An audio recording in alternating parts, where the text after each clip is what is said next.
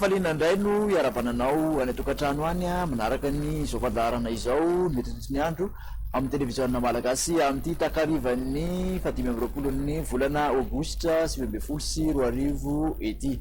Raha mikasika ny izay mety ho ny andro izay de omaimaina aloha amin'ny ankapobeny manerana ny nosy afa-tsy amin'ny faritra sasany amin'iny ilana atsinanany Madagasikara iny mandritra ny izay 3 andro izay, izany hoe alefaka tanteraka ny alizay izay mandrafitra ny mety ho ny andro. Mikasika ny tsodrivotra kosa de omafy ny fitokany rivotra aloha amin'ny tendrony avaratry ny nosy sy ny faritra Sofia mahazo an'ny alaotra zany amin'iny Andilamena iny.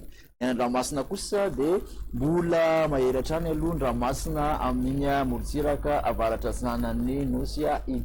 Hojerentsika avy hatrany ary totony andro ho an'ny rapitsy maraina, ahitana orana malefaka araka izany ny faritra Savamantolo mahazo ny Analanjirofo ary ny ilana atsinanan'ny faritra Sofia. Andrahoana kosa somary anjomjomona ny andro amin'iny aloatra mangory iny izay arahany herika izy raha ho amin'iny Moramanga iny. Somary ahitana andianjavona na hoe zavitany ny voamaraina amin'ny faritra ampovoantany manontolo mahazo ny andrefany ampovoantany sy aty amin'ny faritra atsinanan'ny nosy raha toka ibalika kosa ny masoandro any amin'ny faritra sisa.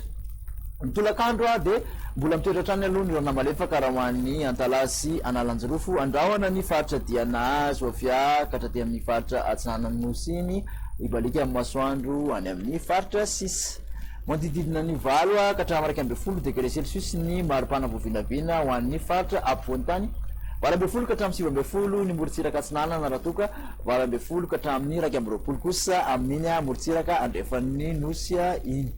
Manodidina ny 430 ny maripana ambony indrindra Antsoy, 330 kosa manaraka azy ao Mahajanga, Maintirano ka hatraty amin'iny Morondava iny.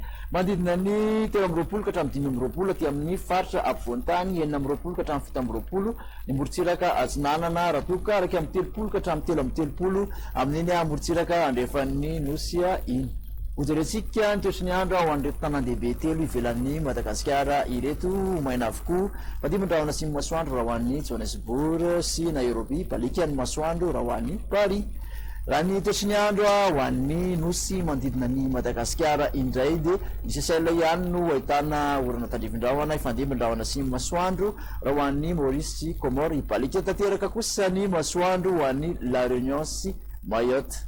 De zay indray no masaka azo narosanao tamin'ity anio aty de manasanao hatrany anaraka ny fandaharana veloma to.